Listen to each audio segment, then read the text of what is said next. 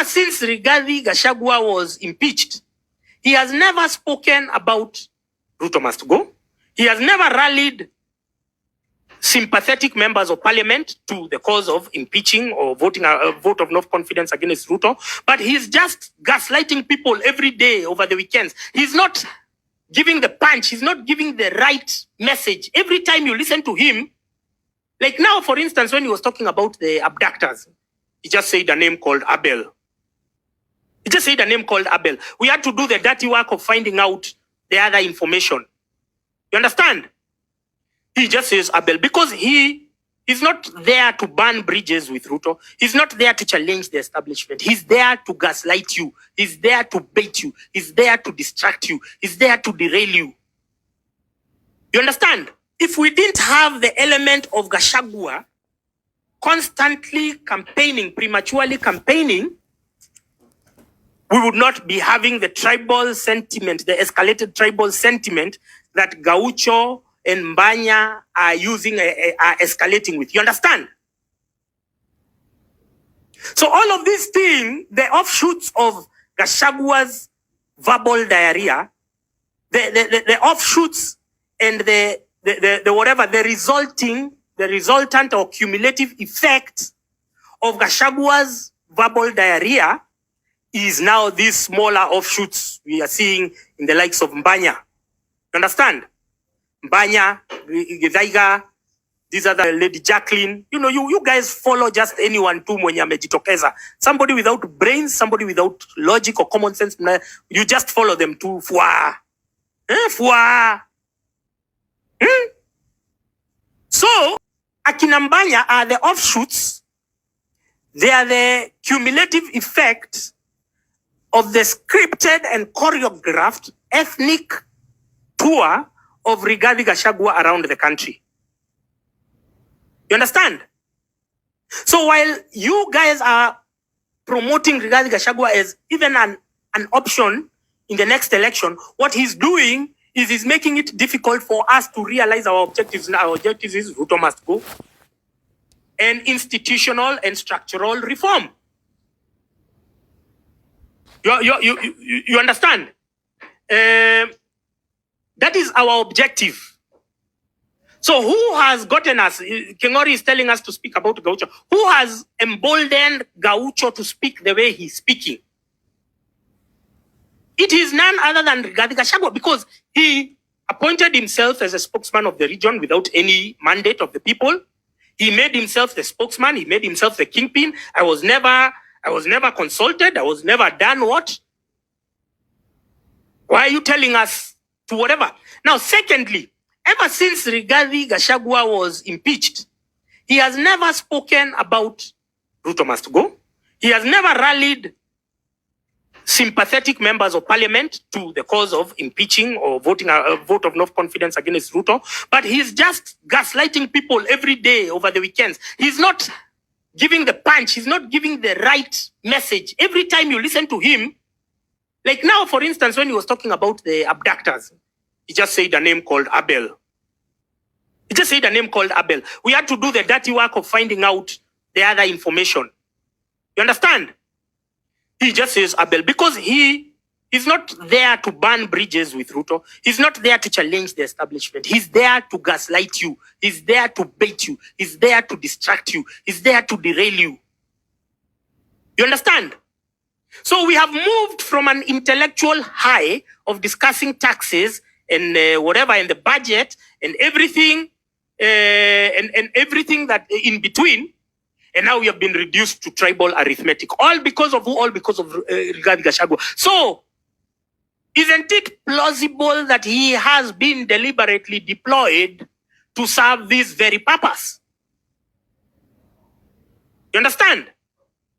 Isn't it, do you think it's a coincidence that he is well funded to hire, thank you very much, the Don, he is well funded to hire influencers. There's Cornelius Rono, there's Jim Jue, there's all these people who promote him on X and who promote him on TikTok. They don't do it for free. It's not cheap either. You understand? It's not cheap either. But do you think that it is happening by coincidence. I told you, anyone who wants to vie for president, even Trump himself, Trump started his campaign full throttle last year, August, which was more or less like 4 months to the elections. He never did a rally before that. He never did a campaign before that. So this guy who is doing rallies and is ready to do rallies between now and 2027, where is this money coming from? Have you asked yourself that question? This guy who has influencers and twips on his payroll to constantly regurgitate his stupidity and mental impotence, where is he getting the funding for that? How much did he steal? Even if he stole 100 billion, which is impossible, maximum cash, I believe, he might have assets, he might be asset rich, but the cash that Rigiji might have come out with cannot be more than 20 billion. With the kind of campaigns that he has already unleashed, with the kind of live TV interviews for them to have, they come to his home in Wamunyoro, you think it is free? You think it is free? For him to spend all that money, you think it is his money?